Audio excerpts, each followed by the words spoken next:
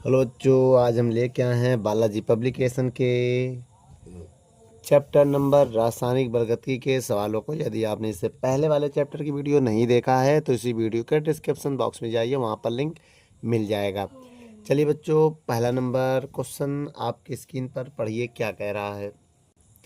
पहला number question आपकी screen पर पढ़िए, कह रहा है कि अभिक्रिया दिया है, वो अभिक्रिया क्या है मैं आपको यहाँ पर लिख दे रहा हूँ। देखो बेटा, ये पहला नंबर सवाल है। अब क्रिया कितना दिया है वो मैं नोट करने जा रहा हूँ। जैसे 4, ठीक है, अमोनिया NH3 दिया है, आपकी स्क्रीन पर क्वेश्चन दिख रहा होगा, और ये गैस हो गया, ठीक है। +5 ऑक्सीजन O2 हो गया, ये भी गैस फॉर्म में है, और एरो है, उसके बाद 4 NO है ना, गैस है, +6 H2O है ना, ये भी क्या है, गैस है। अब हमें क्या निकालना है, इनका वेग स्थिरांक निकालना। तो वेग स्थिरांक बाकी क्वेश्चन आपके स्क्रीन पर है, उसमें देख लीजिएगा जो जो है। हम वेग कैसे निकालते हैं उसको देखिए। देखिए बेटा, कभी भी वेग निकालना है आपको तो आप लिखेंगे वेग को ही दर कहते हैं, है ना, याद है। तो R बराबर, देखिए बेटा, इधर वाला सब प्लस में होगा, इधर वाला माइनस में होगा। अब पहले हम यहाँ से स्टार्टिंग करते हैं, ठीक है। पहले यहाँ से लिखो, देखो जो भी नंबर हो वो माइनस लगेगा और बटे में आएगा जो भी सामने है। जैसे 4 है तो 1/4 होगा। अब D/dt लिखना और स्क्वायर ब्रैकेट में इसको लिख देना NH3, एक आपका ये बन गया। फिर बराबर लगाइएगा, फिर माइनस लगाइएगा, ये 5 सामने है तो 1/5, ठीक है। और इसको लिख सकते हैं D/dt, O2 हो गया, ठीक है। फिर बराबर, बराबर के बाद इधर देखिए प्लस में, ये सब प्लस में रहेगा राइट हैंड में, 1/4 D/dt और ब्रैकेट में NO, ठीक है। उसी प्रकार हम एक और वहाँ ना लिख के इधर लिख दे रहे हैं, जगह मेरे पास कम है। तो हम R बराबर, अब ये जल के लिए लिखेंगे तो 1/6 हो जाएगा। D/dt लिखेंगे और ब्रैकेट में क्या है, H2O है, ऐसे लिख देना है, ठीक है। ये मेरा क्रिया कंप्लीट हो गई, ये मेरा आंसर हो गया। ठीक बच्चों, वीडियो को रोक कर नोट कर लो। देखिए बच्चों, दूसरा नंबर क्वेश्चन आपकी स्क्रीन पर क्या कह रहा है।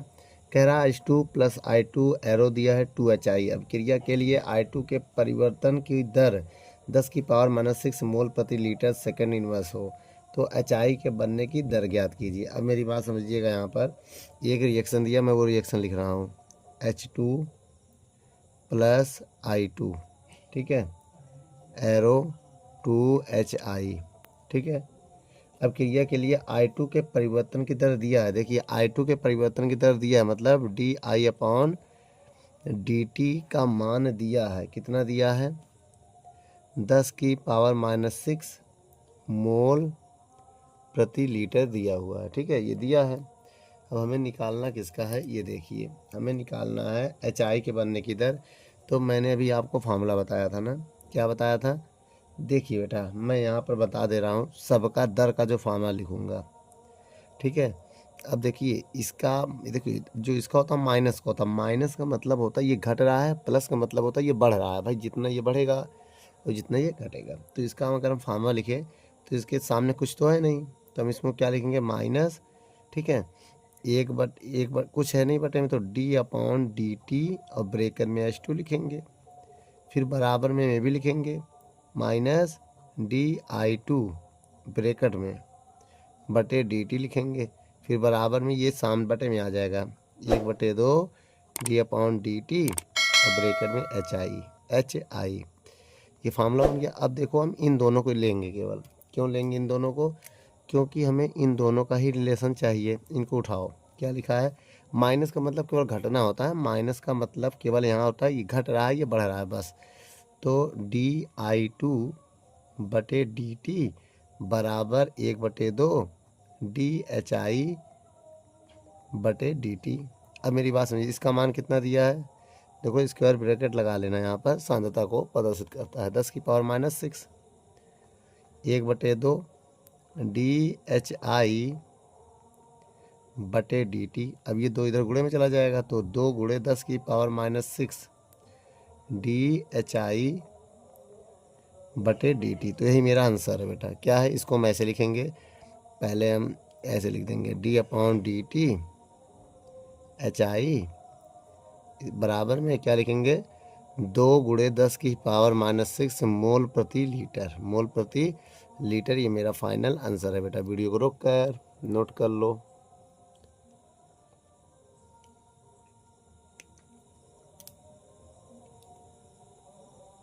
चलिए बच्चों, तीसरा नंबर क्वेश्चन आपके स्क्रीन पर है, पढ़िए क्या कह रहा है।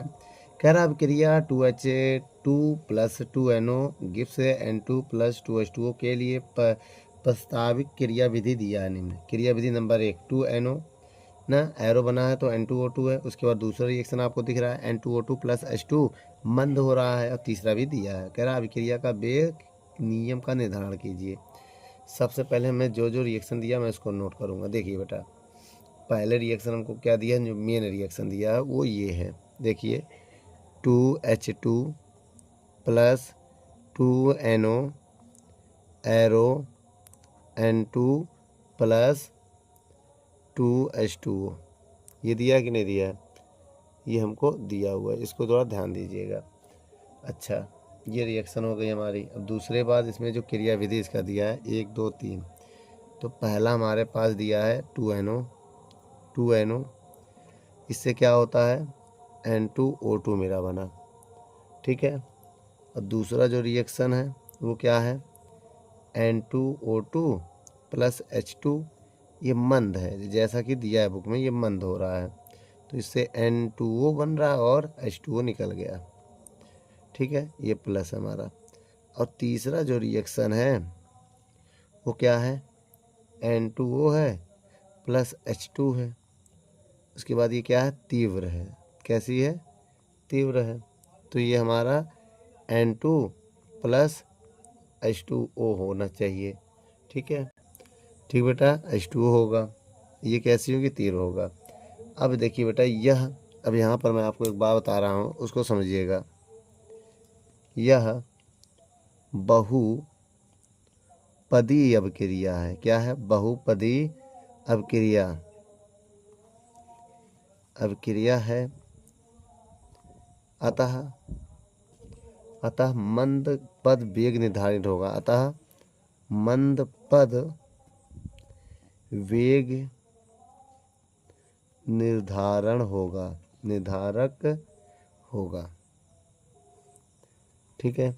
मंद पद क्या हो, उस वही हमको वेग बताएगा। अब देखिए, जो मध्य पद है, मंद पद इसका, उसको हम ऐसे लिख सकते हैं, यह है मंद पद, तो इसका हम फार्मूला लें, अभिक्रिया का वेग, अभिक्रिया का वेग, तो वेग का फार्मूला क्या होता है, R बराबर, बताइएगा, इससे निकालेंगे हम, KN2O2 और H2 होगा, ठीक है, H2 होगा इतना। इसको समीकरण 1 मान लेंगे हम। क्या मान लेंगे, 1। अब आगे देखते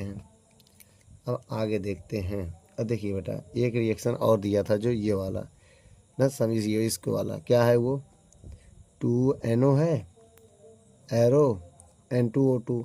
अगर हम इससे फार्मूला निकाले KC KC के लिए क्या होगा, KC बराबर, ठीक है, स्क्वायर ब्रैकेट में N2O2 और बटे NO के ऊपर 2 लग जाएगा, ठीक है। अगर हम यहाँ से इसको इधर भेज दें, इधर गुणे में, तो कुछ इसका मान ऐसा आएगा। बहुत ध्यान से देखिएगा, ये जब गुणे में चला जाएगा तो आ जाएगा N2, बोलो बेटा, N2O का होल स्क्वायर ना, KC इसके गुणे में रहेगा, KC बराबर N2O2। तो हम इसको लिख सकते हैं N2O2, ठीक है, बराबर KCNO का होल ट्वाइस, ऐसे लिख सकते हैं। इसको समीकरण 1 में रखते हैं। कहाँ रखते हैं, समीकरण 1 में। आइए रखते हैं समीकरण 1 से। समीकरण 1 माना था अभी हमने कहीं, ये देखो, समीकरण 1 में रखें। जब इसे समीकरण 1 में रखेंगे, देखो तो R बराबर K, N2O2 का मान कितना है, KCNO का होल ट्वाइस। अब देखिए, इतना आया NO का होल ट्वाइस, और साथ में क्या है, H2, तो हम H2 भी लिख दे रहे हैं। अब हम क्या करेंगे, इस चीज़ को जो है K, इसको हम कुछ कांस्टेंट मानेंगे। इसको मान ले रहे हैं के डैश ना, क्या मान ले रहे हैं के डैश।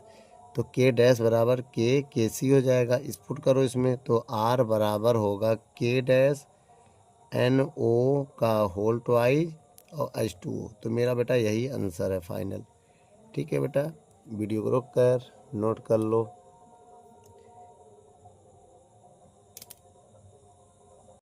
चलिए बच्चों, चौथा नंबर सवाल को पढ़ते हैं। आइए देखते हैं चौथे नंबर सवाल में क्या कह रहा है।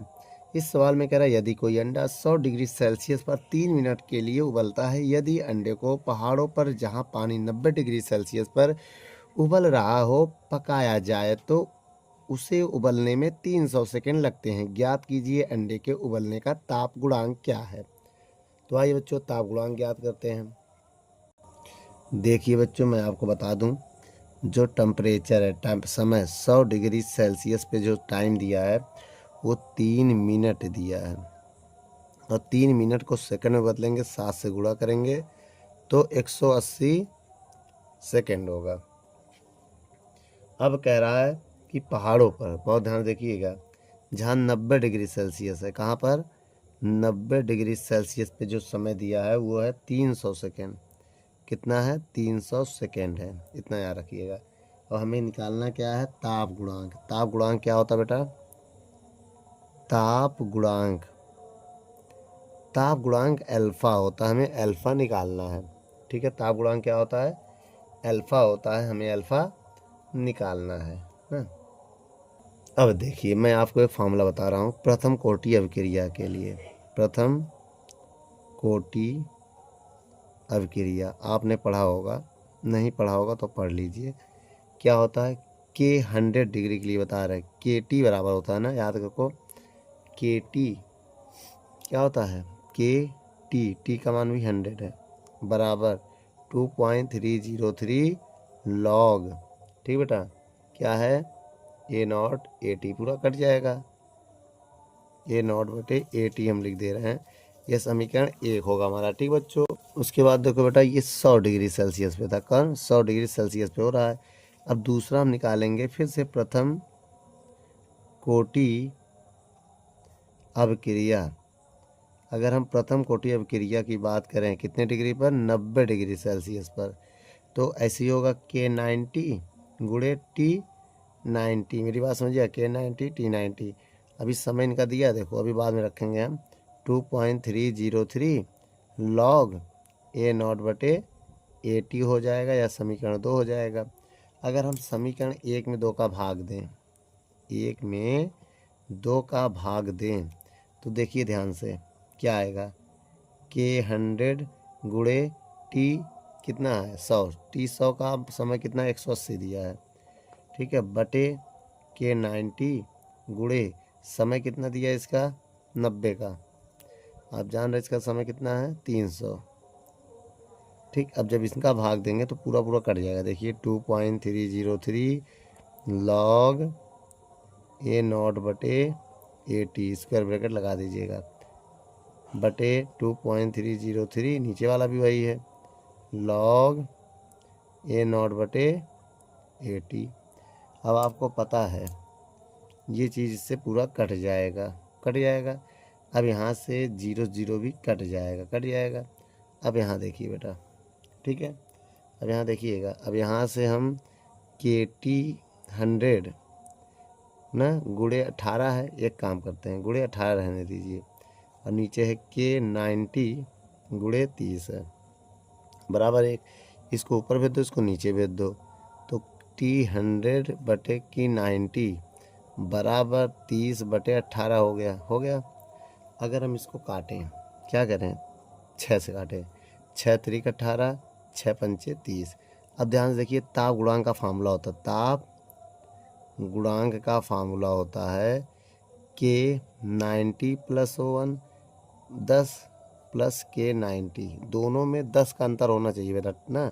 तो 90 प्लस 10 को हम 100 नहीं लिख सकते हैं, ध्यान से देखो 100, ये फार्मूला होता है। थीटा का मान अगर 90 90 लें भाई, यही फार्मूला होगा ना। अब देखिए होता क्या है, टी प्लस 10 और प्लस टी, तो यहाँ टेम्परेचर जो होता है वो 10 का अंतर होता है। ठीक है, मतलब कुछ ऐसे होता है के टी प्लस 10 और के टी, ठीक है, ये होता है फार्मूला। तो अभी इसको हम 100 मान सकते हैं, तो इसका मान 5/3 है। देखो 100/90 किसके बराबर, 5/3 के, तो 5/3 लिख सकते हैं। ताप गुणांक को हम अल्फा मान रहे हैं, 5 में 3 का भाग दो तो 1.66, मतलब 1.66 आंसर आएगा बेटा। ये मेरा फाइनल आंसर है। वीडियो को रोक कर नोट कर लीजिए।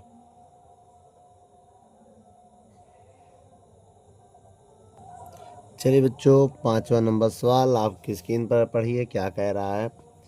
कह रहा है बेटा, उस अभिक्रिया का संकीर्ण ऊर्जा का मान ज्ञात करो जिसका ताप 310 केल्विन से बढ़ाकर 320 केल्विन करने पर अभिक्रिया की दर दोगुनी हो जाती है। ठीक बेटा, अब समझिए मेरी बात। जब ताप T1 था, कितना ताप T1 मतलब 310 केल्विन, याद रखिएगा ताप कितना है 310 केल्विन। अब देखिए तब इसका जो वेग स्थिरांक है वो K1, तो K मान लो, ठीक है। लेकिन जब इसको बढ़ाकर कितना 320 कर दिया जाता है, 320। देखिए बेटा, जब ताप 320 केल्विन कर देते हैं तब उसका जो है वेग स्थिरांक दोगुना हो जाता है, K2 जो है 2K हो जाता है ना, ऐसा कि कह रहा है।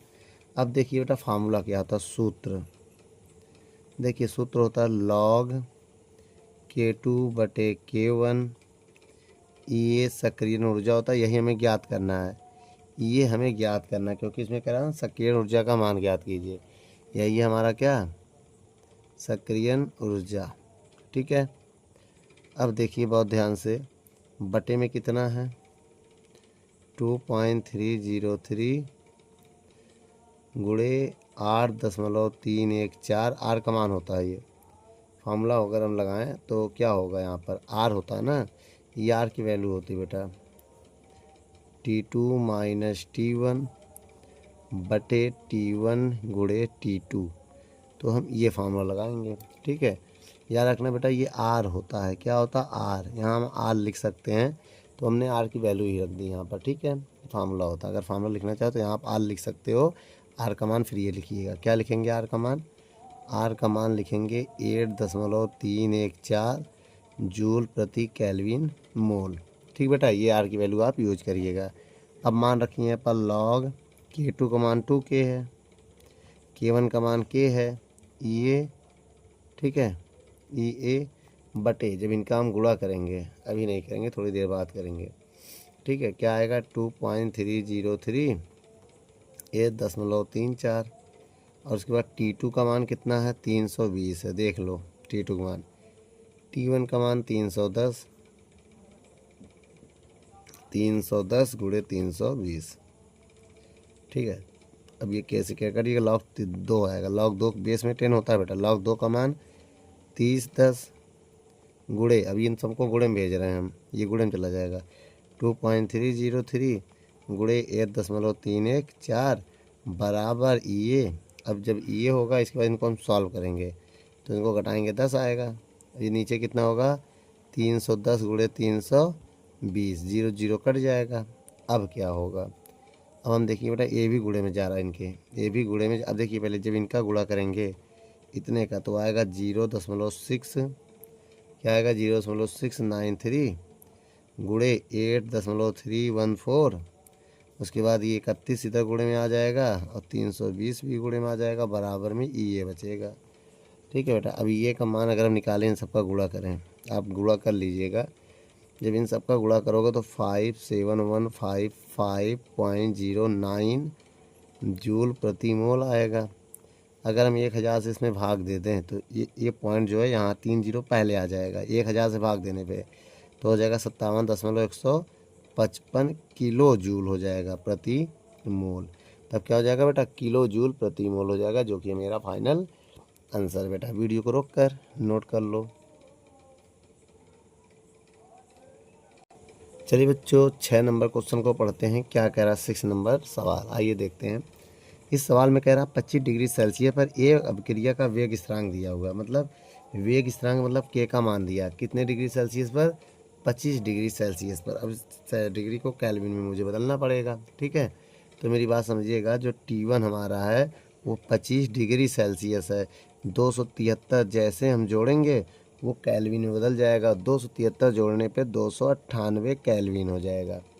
अब इस पर वेग स्थिरांक का मान मेरा कितना दिया है, 0.014 0.39 मिनट -1, ये इसका मात्रक है। अब कह रहा है इसका सक्रियण ऊर्जा आपको दिया है, ये का मान दिया है, कितना दिया है, 70 × 10⁻³ जूल प्रति मोल। और कह रहा है T2 का मान दिया है 40 डिग्री सेल्सियस। इसको केल्विन में बदलने के लिए 273 जोड़ेंगे, जैसे 273 इसमें जोड़ेंगे 313 हो जाएगा, ठीक है, केल्विन। अब K2 का मान बताना है, तब वेग स्थिरांक का मान बताना है हमें, ठीक है। आइए निकालते हैं। अब देखिए बेटा, फार्मूला मैं लगाने जा रहा हूँ, फार्मूला मैं लिख दे रहा हूँ, आप समझ जाइएगा। log K2/K1 होता है, ये होता है, फिर बटे में ये 2.303 होता है, उसके बाद R होता है, ठीक है। उसके बाद यहाँ फार्मूला चलता है T2 - T1 बटे T1 × T2, ये होता फार्मूला बेटा। अब सारा मान हम इसी में रखेंगे, K1 K2 का मान अभी बाद में रखेंगे, ठीक है, ठीक है। log K2/K1, मेरे K1 K2 का मान दिया है, K1 का मान दिया, K2 का वो आखिरी में रखेंगे हम। ये का मान रख सकते हैं, कितना दिया है, देखो 70 × 10⁻³ और 2.303 log R का मान है 8.314, ठीक है। T2 का मान हमको दिया है 313 और T1 का मान दिया है 298 बटे T1 T2। उसके बाद बेटा नीचे हम लिखेंगे T1 T2। T1 298 है, T2 की देखो T1 ये है 298 और T2 कितना है, ये देखो 313। देखो T2 का मान ये है, T1 का मान ये है 313, ब्रैकेट बंद कर देंगे। अब देखिए बेटा, अब हम इसको माइनस करने वाले हैं। कैसे माइनस करेंगे, देखिए log K2/K1 बराबर 70, इसको 3 जीरो है ना, तो 3 जीरो इसमें लगा देंगे तो ये 70,000 हो जाएगा। अब इसका इसमें चाहे गुणा कर दे रहे हैं, और जैसे गुणा करेंगे इन दोनों का तो आंसर हो जाएगा 19.14712, ठीक है। अब इसको घटाएंगे तो 15 आ जाएगा, इनका गुणा करेंगे तो 93274 आ जाएगा। गुणा करके देख लीजिएगा। अब हम इन पूरे का गुणा कर रहे हैं, ठीक है बेटा, तो हो जाएगा log K2/K1 बराबर, अब इसका जब पूरा गुणा करेंगे 15 7 105, 105 के बाद कितना जीरो है, 4, तो 4 जीरो लगा देंगे। अब नीचे जब गुणा करेंगे हम तो 17859.3.052 आ जाएगा, ठीक है। अब इसको हम यहाँ कैलकुलेट करेंगे, ठीक बेटा। यहाँ कैलकुलेट करने के लिए हम लिखेंगे log K2/K1 बराबर, अब इनका भाग देंगे और जैसे इसमें भाग देंगे तो 5.8 आएगा। आप देख लीजिएगा, एक तरफ log हटाएंगे तो 10 की पावर में जाएगा। K2/K1 मतलब एंटी लॉग, 10 की पावर 0.8, इसको एंटी लॉग बोलते हैं। क्या बोलते हैं, एंटी लॉग बोलते हैं बेटा। एंटी लॉग का तो टेबल में मान बताया जाता है, मैं डायरेक्ट लिख दे रहा हूँ, आपको टेबल दिया जाएगा। अगर ये पेपर में ये सवाल आएगा तो आपको लॉग का टेबल दिया जाएगा, और लॉग का टेबल नहीं दिया जाएगा जल्दी, इसलिए ये क्वेश्चन में नहीं आएगा। अब इसका मान कैसे निकालते हैं, मैं इसके एक वीडियो डाला हुआ है, उसको आप देख लीजिएगा, ठीक है, क्लास 9th के मैथ में। अब देखिए, अब यहाँ से K2 का मान हमें निकालना है तो K1 को गुणे में भेज देंगे। पहले रुक जाइए, K2/K1 इसका मान होता है बेटा, इसका मान कितना होता है मैं आपको बता दूं, इसका मान होता है 3.80। अब यहाँ K2 का जब मान निकालेंगे हम, किसका मान निकालेंगे, K2 का, 80 क्या होता है बेटा, 86 के आसपास होता है, इतना होता है। जब तो हो जाएगा K1 गुणे 3.86। जब K1 का मान रखें, K1 का मान कहीं दिया, ये देखिए दिया, ये वाला मान ये रखिए 0.01439 गुणे 3.86, इसकी वैल्यू होती है बेटा ये मान, ठीक है। अब इसका गुणा करो, जब K2 का हम इसमें गुणा करेंगे, गुणा जब करेंगे 3 इसका तो आएगा 0.0555 मिनट -1 आएगा। कितना आएगा, इतना ही आएगा। पेपर में बेटा थोड़ा अलग दे रहा है आंसर में, उससे मतलब नहीं है, उसमें आंसर ये दे रहा है ना, इसमें थोड़ा सा कहीं मिस्टेक है, इस वजह से ऐसा आ रहा है ना। तो ये आंसर नहीं होगा बेटा, यही आंसर होगा। वीडियो को रोक कर नोट कर लो। चलिए बच्चों 7वां नंबर क्वेश्चन को पढ़ते हैं। क्या कह रहा है 7वां नंबर क्वेश्चन? कह रहा है CH3I plus C2H5O Na, arrow दिया है C2H5O CH3 प्लस NaI। अब बताइए बेटा, K1 का मान दिया है आपको, T1 का मान दिया, K2 का मान दिया और आपको T2 का मान दिया। सारा मान तो दिया ही है, और मैं नोट कर ले रहा हूँ। देखिए बेटा, K1 का मान दिया 5.60, ठीक है, इंटू 10⁻⁻5 लीटर प्रति मोल सेकेंड। अब इस पर T1 का मान भी आपको दिया है 273 केल्विन दिया है। अच्छा, दूसरा K2 का मान हमको दिया है 100 गुणे 10⁻⁻5 लीटर प्रति मोल सेकेंड, ठीक है। उसके बाद क्या दिया है? T2 का मान दिया है 300 केल्विन, ठीक है। अच्छा, अब इसके बाद देखिए सक्रियण ऊर्जा का मान निकालिए, ये का मान बताना है, ठीक बच्चों। आइए देखते हैं। अगर हम आपको एक फार्मूला बता रहे हैं, उस फार्मूले को आप लगाएंगे। फार्मूला क्या होता है? सक्रिय ऊर्जा, आर्यनीय समीकरण भी इसे बोलते हैं। तो क्या है बेटा? log K2 बटे K1 बराबर EA बटे 2.303 R। फार्मूले में क्या होता है? T2 माइनस T1 बटे T1 गुणे T2 होता है, ठीक है। ये फार्मूला होता है, फार्मूला ये आपको याद करना पड़ेगा। अब देखिए log K2 का मान 100 गुणे 10⁻⁻5, K1 का मान 5.60 इंटू 10⁻⁻5, इसका मान निकालना है, तो इसको मान मत रखो, बटे 2.303। आर का मान कितना है? 8 ना कितना होता है बेटा? आर का मान अभी हमने बताया था 8.314। उसके बाद T2 का मान 300 है, 300 माइनस 273, 273 गुणे 300।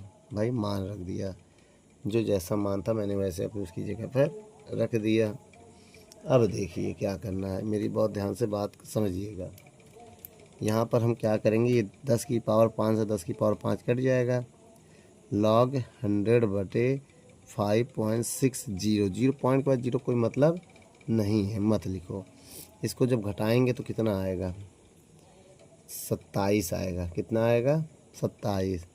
तो ये गुणे 27, और उसके बाद जब हम इनका गुणा करेंगे, अब इनका गुणा नहीं कर रहा है ना, रुक जाइए अभी करेंगे, तो कितना आएगा? 2.303 8.314, और जब इसको घटाएंगे तो कितना आया? 27 आया, यहाँ लिख दिया।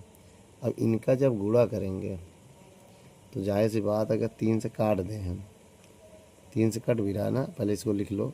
27 यहाँ लिखा है, बाकी यहाँ लिखना पड़ेगा। 270 गुणे 300, यहाँ 1 मान लो। अब देखिए बेटा, 27 से 27 कट रहा है ना, 273 था यार, ये गलत हो गया। T1 का मान कितना दिया? 273, 273, तो 3 से काटें, 3 9 27, 3 1 कम, 300 आ गया, 9 आ गया। अब देखिए बहुत ध्यान से मेरी बात को समझिएगा। अगर हम इसका पॉइंट आए 0 बढ़ाएं, तो यहाँ लिखेंगे log 1000 बटे 56, ठीक है। log 1000 बटे 56 बराबर 9EA बटे, अब हम सबका गुणा करने जा रहे हैं। किसका किसका गुणा? तीनों का।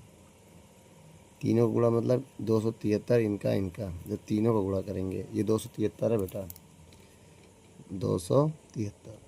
जब हम तीनों का गुणा करेंगे, 1 2 3 4, चारों गुणा करेंगे, तो मेरा आंसर मालूम कितना आएगा? करके देख लेना। कौन किसका किसका गुणा करने जा रहे हैं बेटा? 2.303 8.314 और गुणे 273 और 00, इनका गुणा, इन तीनों का गुणा करेंगे। आइए बेटा एक स्टेप और लिख ले। जब इनका इसमें भाग देंगे, या तो इसके डायरेक्ट इसका मान लिखो। इसका मान कितना होता है बेटा? 1 पॉइंट समथिंग होता है। क्या होता है बेटा इसका मान? जब लॉग में, लॉग इसमें भाग, log 1000 बटे 56 का मान होता है 1.251, इसकी वैल्यू होती है बेटा। कैसे आया? टेबल में भी देख सकते हैं, मोबाइल में भी देख सकते हैं, निकाल सकते हैं। 9 बटे जब इन सब का गुणा करोगे 522716.97 होगा। ठीक है, उसके बाद क्या होगा, अब यहाँ देखिए, इसके बाद हम इसका इधर गुणा करेंगे तो 9 बराबर जब गुणे में लिखेंगे तो 1.2518 गुणे 522716.97। अब हम क्या करेंगे, 9 बराबर इनका गुणा करो। जब इनका हम गुणा करेंगे तो मेरा आंसर कितना आएगा, इसको देखना है। तो मेरा आंसर आएगा 65433 अब 9 से हम भाग दे देंगे तो 65433 भागे 9।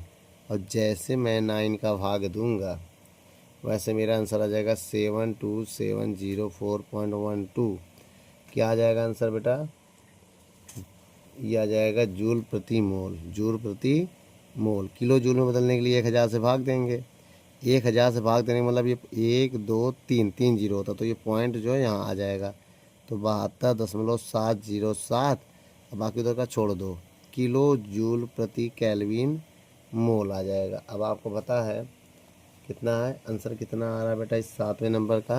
अब हम पॉइंट के 2 संख्या लिखते हैं तो ये बराबर मेरा आंसर आ जाएगा 72.7 और 0 ही लिखेंगे, पॉइंट के दो संख्या केवल।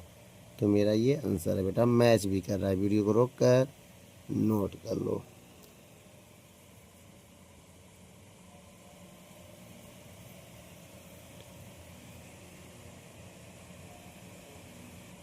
चलिए बच्चों 8वां नंबर सवाल देखते हैं, पढ़िए क्या कह रहा है।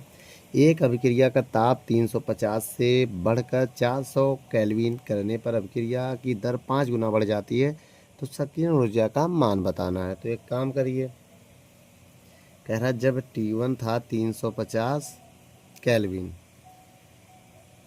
तब K1 का मान K मानो, लेकिन जब T2 बढ़ा के 400 कर दिया जाता है तो ये 5 गुना हो जाता है। पहले जो माना था उसका 5 गुना हो जाता है। तो E का मान बताइए, सक्रियण ऊर्जा का मान बताइए। मैंने अभी फार्मूला बताया है आपको बेटा, क्या है फार्मूला, log K2 बटे K1 बराबर E बटे 2.303 गुणे 8.314। ठीक है, अब क्या होगा, T2 माइनस T1 बटे T1 इंटू T2, ये होता फार्मूला ना। ये आर का मान मैं रख देता हूँ ना, आर का मान रखना ही है। अब यहाँ मान रखो, log K2 को हम 5K लिख सकते हैं, K1 को K लिख सकते हैं, ये बटे, अगर हम इनका गुणा भी नहीं करेंगे भी थोड़ी देर में, 2.303 8.314 T2 का मान है 400, T1 का मान है 350, T1 का मान है 350, T2 का मान है 400। और उसके बाद देखा, अगर हम इनका गुणा करें, ठीक बेटा, तब कितना आएगा। या तो एक काम करिए, अभी पहले इनको हम घटाओ फिर बताते हैं। ठीक है, देखिए बेटा मेरी बात समझिएगा, अगर हम यहाँ से के काट दें log 5 आएगा ना। log 5 का मान कितना होता है, इसको हमें बहुत देखना ज़रूरी है। ठीक है, अब देखिए बेटा log 5 का मान कितना होता है ना, पहले इसको घटाओ तब बताते हैं। log 5 का मान होता है 0.6989। log 5 का मान होता है बेटा ये बटे, अब इसका भी गुणा हम नहीं कर रहे, 2.303 और 8.314। अब इसको घटाएंगे तो ऊपर 50 आएगा, नीचे 350 गुणे 400, 0 0 कट गया। अब देखो बेटा 5 एक कम 5 सत्ते 35। अब यहाँ पर देखिए, अब इसका इधर गुणा करेंगे तो देखो बेटा 0.6989 गुणे, अब ये चीज़ बटे में इधर गुणे में आ जाएगा, 2.303 और 8.314 ये होगा। अब देखिए बेटा फिर गुणे में क्या करेंगे, 7 चौक 28, 28 लिखने के बाद 00 28 हो जाएगा, बराबर में ये होगा, क्या होगा, ये होगा होगा ना।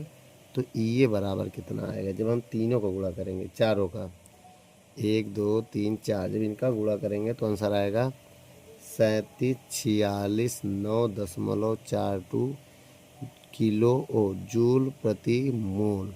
क्या होगा, अब ये 1 2 3 1000 से भाग देंगे तो आंसर हो जाएगा 37.46942 किलो जूल प्रति मोल।